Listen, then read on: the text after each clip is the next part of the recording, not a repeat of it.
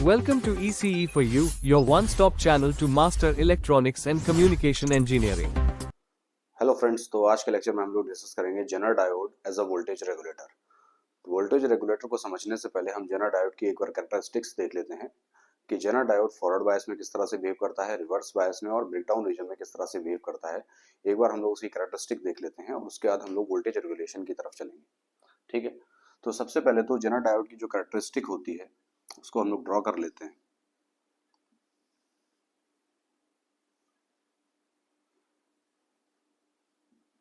ये हमारा करंट हो जाएगा, ये वोल्टेज हो जाएगा और उसके बाद ये हमारा रिवर्स बायस का रीजन हो जाएगा और ये हमारा जेनर ब्रेकडाउन वोल्टेज हो जाएगा। ये मिनिमम जेनर करंट हो जाएगी और ये मैक्सिमम जेनर करंट हो जाएगी।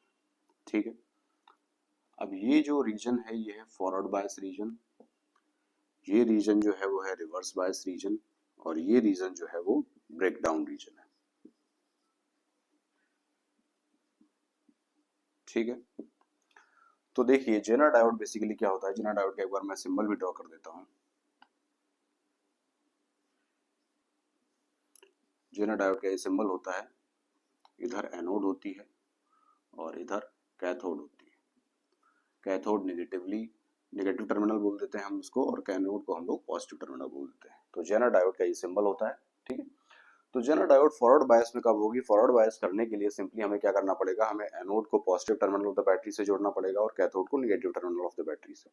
तो ये फॉरवर्ड बायस हो जाएगी। रिवर्स बायस करने के लिए इसका जस्ट उल्टा किया जाएगा। देखिए फॉरवर्ड बायस कैसे करेंगे, सिंपल, बैटरी का पॉजिटिव टर्मिनल लिया, एनोड से जोड़ दिया,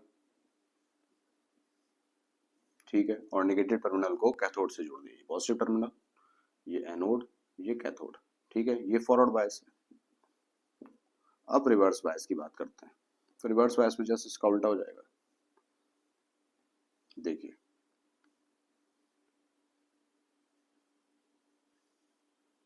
सिंपल। अब इंपॉर्टेंट चीज क्या है कि जेनर डायोड एक नॉर्मल डायोड की तरह बिहेव करता है अगर डायोड जो है वो फॉरवर्ड बायस है। ठीक है, तो मान लीजिए कि जेनर डायोड जो है वो सिलिकॉन से बना हुआ है, तो फॉरवर्ड बायस अगर होगा तो उसको हम लोग रिप्लेस कर सकते हैं एक 0.7 वोल्ट की बैटरी से। ठीक है, अगर मान लीजिए कि जेनर डायोड फॉरवर्ड बायस है तो उसको हम कैसे रिप्लेस कर सकते हैं, एक 0.7 वोल्ट की बैटरी से। यहाँ पे एनोड पॉजिटिव होगा और कैथोड नेगेटिव होगा। ठीक है, तो ये तो फॉरवर्ड बायस की बात हो गई। फॉरवर्ड बायस में एज अ नॉर्मल डायोड ही बिहेव करता है जेनर डायोड। और रिवर्स बायस की बात करें, रिवर्स बायस में भी वो एज अ नॉर्मल डायोड ही बिहेव करता है, यानी कि उसमें जो रिवर्स सैचुरेशन करंट होती है वही सिर्फ बहती है और उसकी जो वैल्यू है वो इतनी कम होती है कि हम लोग मान सकते हैं कि ये बेसिकली ओपन सर्किट की तरह बिहेव कर रहा है। ठीक, लेकिन जो इंपॉर्टेंट चीज है, जो इंटरेस्टिंग चीज है, वो हमारी आती है ब्रेकडाउन रीजन में। तो ब्रेकडाउन रीजन में बेसिकली क्या होता है कि अगर हम लोग रिवर्स बायस का जो वोल्टेज इतना बढ़ाते हैं कि वो जेनर वोल्टेज के बराबर हो जाता है, तो उस केस में क्या होता है कि जेनर डायोड जो है वो ब्रेकडाउन रीजन में कार्य करना शुरू कर देता है। अब ब्रेकडाउन रीजन में अगर कार्य करता है तो क्या होता है, हमारी जो जेनर डायोड है उसमें करंट जो है बहुत तेजी से बढ़ती है।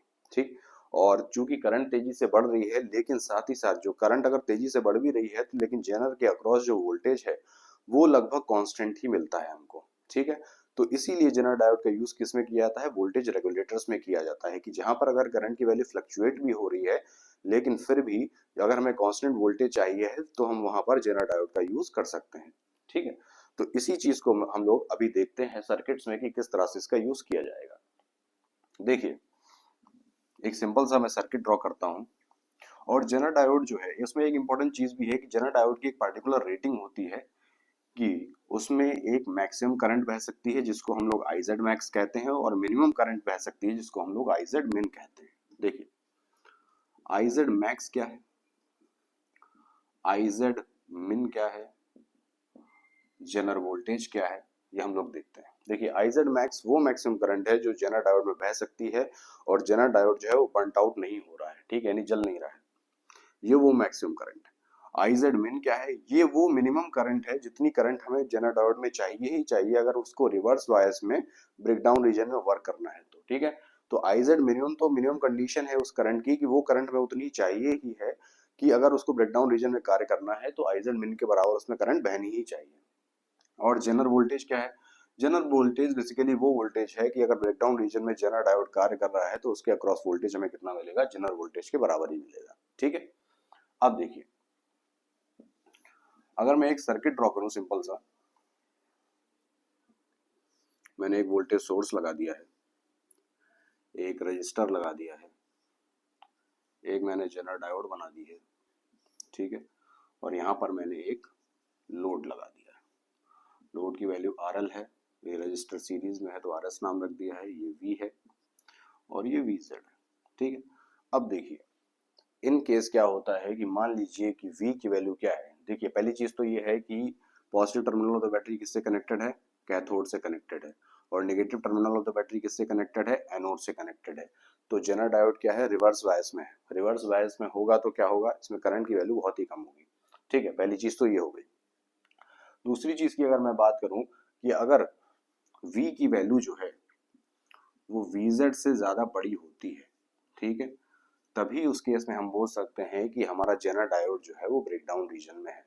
ठीक है, अदरवाइज हमारा जो जेनर डायोड है वो ब्रेकडाउन रीजन में कार्य नहीं करेगा, अदरवाइज ये simple as a open circuit behave करेगा। ठीक है, अब देखिए मान लीजिए कि जो सीरीज रजिस्टर है उसमें जो करंट बह रही है वो IS है, हमारे जेनर डायोड में जो करंट बह रही है वो IZ है, और लोड में जो करंट बह रही है वो है IL। ठीक है, किरचॉफ का करंट लॉ अगर हम लगाएंगे तो हमारा क्या आएगा? IS is equal to IZ plus IL। ठीक है, अब एक चीज देखिए, हम लोगों ने IZ min और IZ max की बात की थी। ठीक है, तो IZ min कब होगा? IZ min तब होगा जब IL जो है वो मैक्सिमम हो, यानी कि जेनर डायोड में मिनिमम करंट तब जाएगी जब हमारे लोड में मैक्सिमम करंट जा रही है। ठीक, और IZ max कब होगा? जब हमारे लोड में करंट मिनिमम जाएगी। ठीक है, तो हमारे लोड में करंट कब मिनिमम जाएगी? या तो लोड हमारा ओपन सर्किट हो जाए, ठीक है, तभी हमारे लोड में करंट मिनिमम जाएगी। ठीक, तो अगर मान लीजिए कि general diode reverse breakdown region में काम कर रहा है तो इसके अक्रॉस जो वोल्टेज हमें मिलेगा वो वोल्टेज कितना मिलेगा? वो VZ ही मिलेगा। ठीक है, भले ही थोड़ा बहुत अगर चेंज होता है करंट में, करंट फ्लक्चुएट भी होती है तो भी हमें इसके अक्रॉस जो वोल्टेज प्राप्त होगा वो कितना प्राप्त होगा? VZ ही प्राप्त होगा। और इसी प्रॉपर्टी का यूज हम लोग क्लैंपिंग सर्किट्स या क्लिपिंग सर्किट्स में भी कर सकते हैं। ठीक है, तो इसके आगे में हम लोग यही डिस्कस करेंगे कि क्लिपिंग और क्लैंपिंग सर्किट कैसे बनाते हैं, और इस पे हम लोग आधारित एक क्वेश्चन भी करने की कोशिश करेंगे। अब जेनर पे आधारित हम लोग एक क्वेश्चन देखते हैं। मान लीजिए कि सप्लाई वोल्टेज है हमारा वो 12 वोल्ट है। ठीक है, जेनर डायोड का जो जेनर वोल्टेज है वो 5 वोल्ट मान लीजिए, एज रैंडम माना हुआ है, कोई दिक्कत नहीं है। हमें लोड रेजिस्टेंस जो है वो 1 किलो ओम माना है हम लोगों ने। ठीक है, और मैक्सिमम पावर जो चैनल हैंडल कर सकता है उसको हम लोगों ने 2 वॉट माना है। ठीक, तो हमें चाहिए है RS की वैल्यू।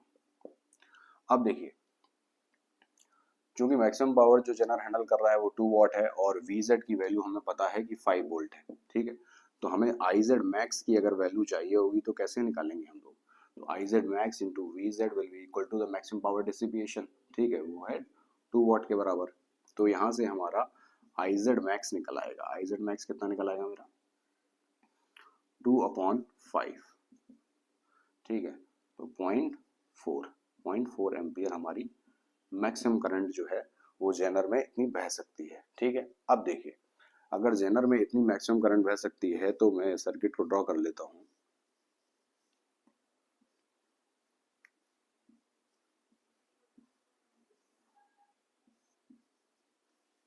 और ये है हमारा RL।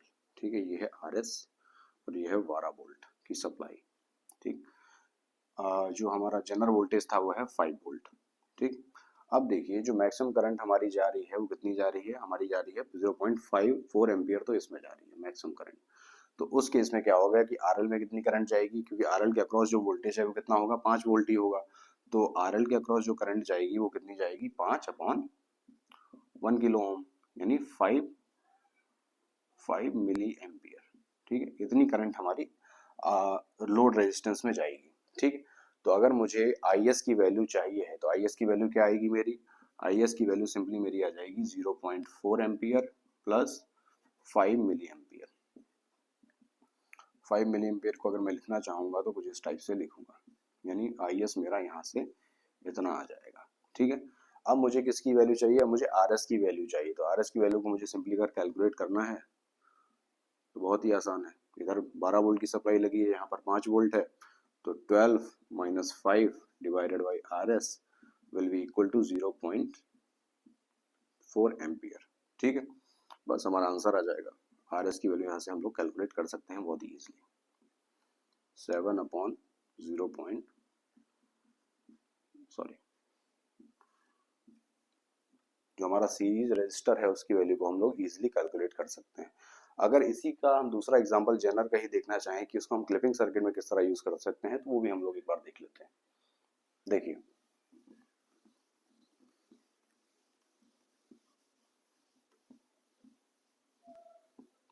मान लीजिए कि हम एक साइनसॉइडल वेव जो है एज अ इनपुट लगा रहे हैं, और जिसका मैक्सिमम वोल्टेज एक साइड में 7 वोल्ट है और दूसरा -7 वोल्ट है, और हम जेनर डायोड का यूज कर रहे हैं जिसका VZ जो है वो 5 वोल्ट है। ठीक, तो अब देखिए क्या होगा कि मैंने यहाँ पर पावर सप्लाई लगा दी है जो कि साइनसॉइडल है नेचर में। सॉरी, उसको इस टाइप से बना देते हैं। ये पावर सप्लाई है हमारी, ये हमारा जेनर डायोड लगा हुआ है। ठीक है, और ये हमें ऑब्जर्व करना है कि V हमारा क्या होगा। ठीक है, V हमारा जो आउटपुट है उसकी वेव किस तरह की होगी। देखिए, जब पॉजिटिव हाफ साइकिल होगा, पॉजिटिव हाफ साइकिल में क्या होगा, ये as a open circuit behave करेगा। ठीक है, as a open circuit behave करेगा, यानी कि जो भी हमारा इसमें जो वोल्टेज जा रहा है या करंट जा रही है वो सेम ही उसकी, चूंकि ये ओपन सर्किट है तो जो हमारी इनपुट वोल्टेज है या इनपुट वोल्टेज की वेव है या इनपुट करंट की वेव है, सेम वेव जो है हमें आउटपुट पे मिलेगी। यानी कि ये हमें यहाँ तक आउटपुट पर मिलेगा। कब तक, 5 वोल्ट तक। जैसे ही ये 5 वोल्ट से ज्यादा हो जाएगा, जैसे ही 5 वोल्ट से ज्यादा हो जाएगा, उस केस में क्या होगा कि जेनर जो है वो ब्रेकडाउन रीजन में चला जाएगा। क्योंकि जेनर ब्रेकडाउन रीजन में चला जाएगा तो उस केस में क्या होगा कि जेनर डायोड के अक्रॉस जो वोल्टेज होगा वो कांस्टेंट हो जाएगा, और वो कितना हो जाएगा, वो 5 वोल्ट के बराबर हो जाएगा। ठीक है, अगेन हम बात करते हैं कि अगर उसके बाद भी हमारा नेगेटिव हाफ साइकिल आ जाता है तो क्या होगा कि जेनर फॉरवर्ड बायस हो जाएगा। क्योंकि जेनर फॉरवर्ड बायस हो जाएगा तो नॉर्मल डायोड की तरह बिहेव करेगा, तो उस केस में क्या होगा, उस केस में भी हमारी जो सेम वेव है वही रेप्लिकेट हो जाएगी। ठीक है, तो उसको मैं ड्रॉ कर देता हूँ। ठीक है, उसके बाद जेनर जो है रिवर्स बायस में चला जाएगा, और रिवर्स बायस में जाने से पहले अगर वो ब्रेकडाउन रीजन में नहीं पहुंच रहा है, तो वो अगर सिलिकॉन से बना हुआ है तो उसके अक्रॉस कितना वोल्टेज होगा, 0.7 वोल्ट होगा। अगर जर्मेनियम से बना हुआ है तो उसके अक्रॉस कितना वोल्टेज होगा, 0.3 वोल्ट होगा। ठीक है, तो हमारी जो वेव है वो कुछ इस टाइप की बन जाएगी। ठीक है, सॉरी, तो इसी टाइप से जो है जेनर को हम लोग क्लिपिंग सर्किट्स में यूज कर सकते हैं, जिसका यूज ये होता है कि बेसिकली हम एक टाइप की वेव को दूसरी टाइप की वेव में ट्रांसफॉर्म कर सकते हैं। तो ये लेक्चर हम लोगों ने देखा कि Zener diode as a voltage regulator किस तरह से बिहेव करता है, किस तरह से एक्ट करता है, और दूसरी चीज हमने देखी कि क्लिपिंग सर्किट में हम लोग इसका यूज किस तरह से कर सकते हैं। Thank you.